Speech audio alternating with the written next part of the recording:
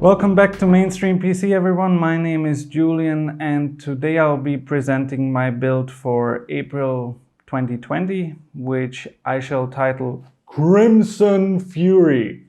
Why shall I title it Crimson Fury? Well, it's the first time that I'm able to build a consumer-grade PC with an AMD processor and an AMD graphics card. The last time I built anything like this was an AMD processor, which I think at the time was an Athlon 64 or something, together with an ATI Radeon R200 or 300, something like that, series, which was before the acquisition of ATI by AMD. So now that we have the opportunity to build a full PC, from Team Red, I'm quite excited to do so. They've really been sticking it to Intel in the CPU space, both on the server side and on the desktop CPU side. And it looks like they'll continue on the laptop side of things with the 4800H benchmarks that I've seen. And they've also been bringing competition to the graphics card space, really sticking it to NVIDIA, and hopefully we shall see a decline in prices, fingers crossed, because they are absolutely abominable at the moment for high-end graphics cards. Either way, back to the topic. Let's see what we're going to build with today. We're going to build with the Corsair CX750M bronze-rated modular power supply. Semi-modular. Bronze-rated and semi-modular is kind of the sweet spot for me, or bronze-rated and modular, fully modular is also nice if the price is right.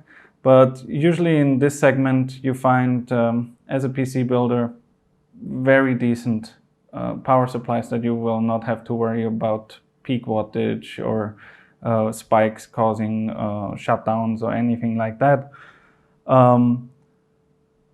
with the modularity that really makes cable management very easy. Like, for example, in this build we won't have a SATA SSD or SATA HDD by default, so we are just using basically one modular socket for the PCIe power cables, and that's it. Which keeps the cable mess to a minimum. We're also building with the HyperX Predator, same as I used in my last build, rated for 3300 megahertz. I used it again because I got it at a deal, so it was a excellent value. And this kit overclocked very easily to 3600 megahertz last time. So I am hoping it will do the same in this build. I expect it will.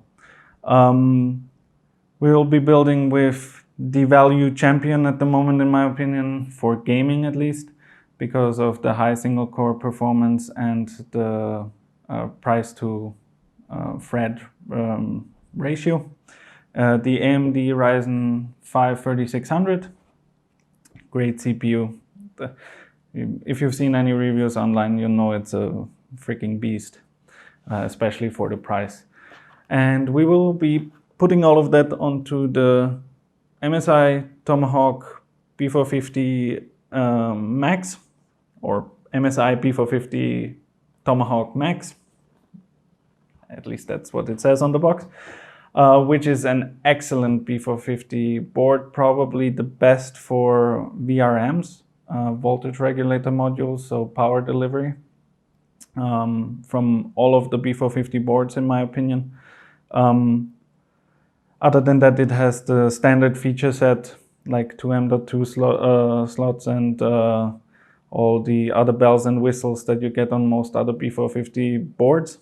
And because it's the Max version, it comes out of the box with a BIOS that is Ryzen 3000 series ready, and it's also a 16 megabyte larger BIOS chip, so you don't get that DOS style old style minimalist click BIOS that you get if you install the BIOS for the regular Tomahawk, because that only has a 16 megabyte chip. This has a 32 megabyte chip, BIOS chip. So you get the full nice graphics user interface in your BIOS. For those who like it, I don't care one way or another, as long as it does what it's supposed to. We'll be pairing all of this, as said, with an AMD Radeon RX 5700 graphics card, albeit this card is flashed to a 5700 XT BIOS for increased performance. I have a video about it up here. If you want to check it out, have a look.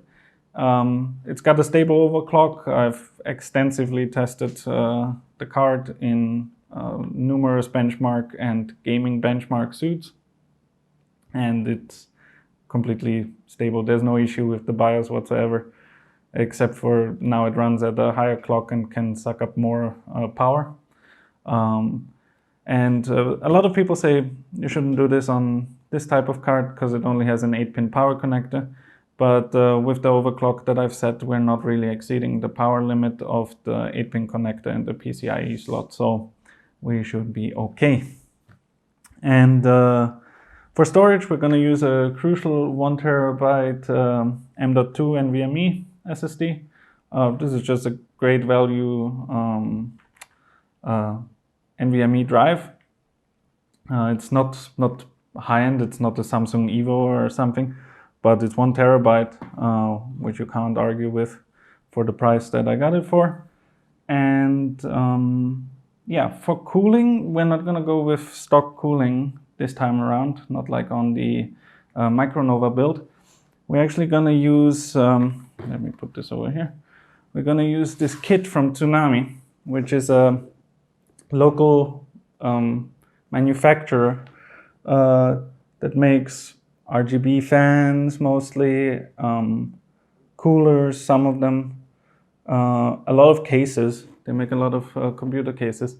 So they have this kit, which is I think it's a 4 heat pipe, pretty much a Hyper 212 knockoff with a PWM RGB fan and 3 RGB fans or case fans, not PWM, but they have a little remote control. So you can adjust fan speed, but I think it's only voltage controlled, and to control the RGB lighting as well. And it has a little hub, so you can actually sync all of them. And we're gonna be sticking all of that into, oh my god, the Deepcool Matrexx 50. I'll put that down again, Jesus. That is this is a case that I've been wanting to work in for a long time, actually. I think it's already been out almost 2 years. And from what I can tell, the airflow should be decent enough, even though it doesn't have a mesh front. I'm a big fan of mesh fronts, but that only started to be a real popular thing last year or this year mostly. It has a tempered glass side panel, but this model that I bought was cheap because this Matrexx 50, I think it doesn't come with any additional RGB fans, which is also why I opted to go with the Tsunami route for the fans and for the CPU cooler. So that's it. Let's see if Crimson Fury will be what I expect it to be, a pretty nice looking and quite decent performing 1440p gaming machine. And I'll go to the favorite part of the video for me, building the computer.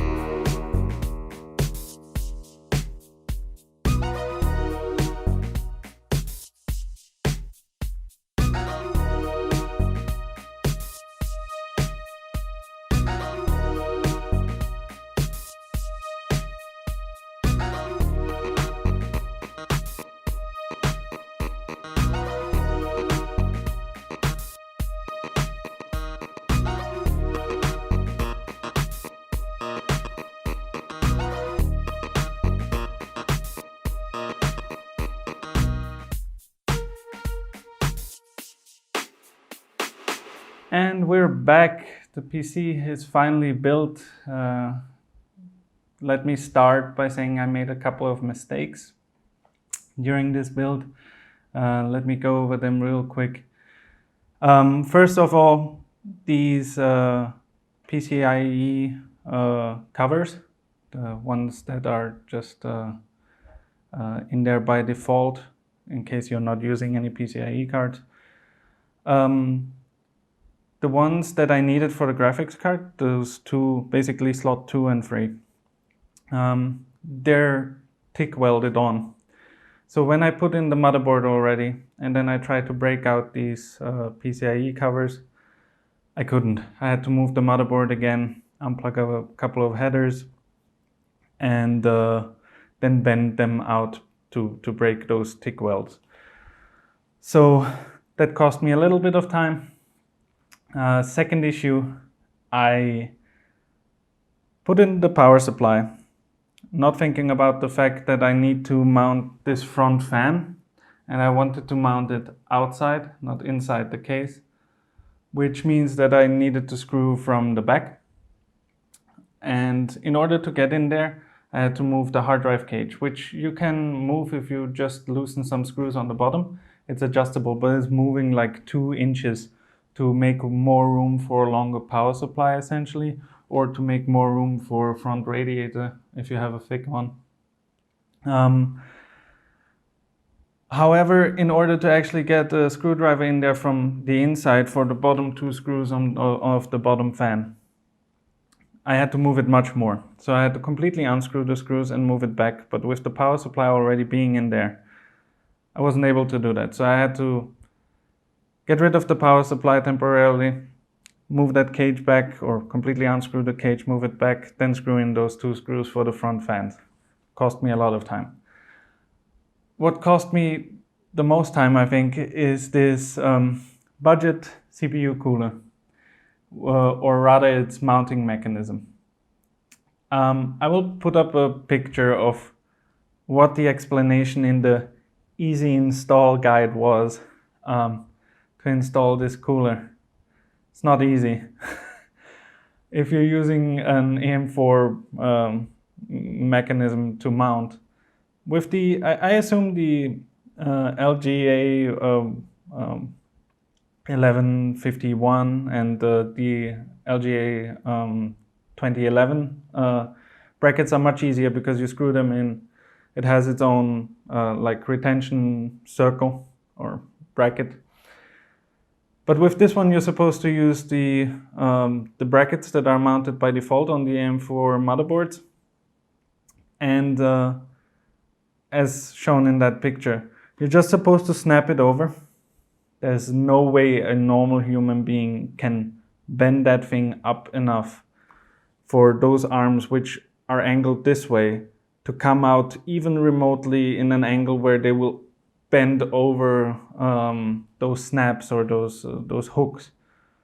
So what I had to do is actually unscrew the 2 brackets, the top and the bottom, so they would at least bend in a little bit with the screws loosened, and hook it in on one, and then hook it over the, or actually, no, I with the top VRM, I actually had to completely unscrew the thing and hook it in, and then screw it down again. And then it basically screwed down, and as it tightened, it gripped to the side and bent it out the way it's meant to be. That was quite an interesting approach.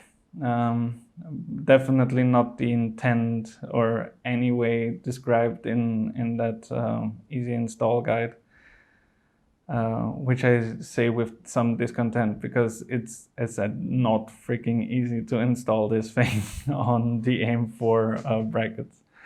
And I've seen many like low budget or affordable coolers that had some weird mechanisms to mount. A lot of them using the default brackets in order to save cost. But this one took the cake for sure. Enough about my ranting about that cooler though. It's on there tight. Mounting pressure is not really an issue with AM4 because it's not an LGA socket, it's got pins. All right, everything's hooked up, so let's see if it works or if I'll go troubleshooting. Oh, there's my monitor, just got power, no signal, that's okay. Okay, power's on. Fans are spinning. The RGBness is there. Do we have video out or no? Post, my darling. It's doing its Ryzen boot loop, just like the last time on the Micro Nova build. Let's see, does it have diagnostic LEDs? Yes, it does. So we're reaching VGA. Well, no. RAM? Oh, boot. Oh, okay.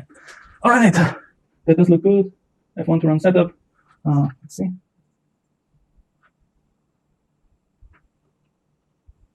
And here we go.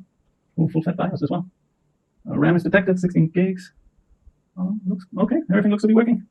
Ryzen 5 3600 processor detected. All right. That's it. Now it's time for me to benchmark this baby a little bit, which I'll maybe do another video on. And thanks again for joining me on this wild ride of building Crimson Fury. And I hope you'll tune in again next time. Like, share, and subscribe. Sharing helps me out the most, really. If you enjoy this kind of content, share it with your friends. And this was Julian with Mainstream PC. I'll see you again next time. Cheers.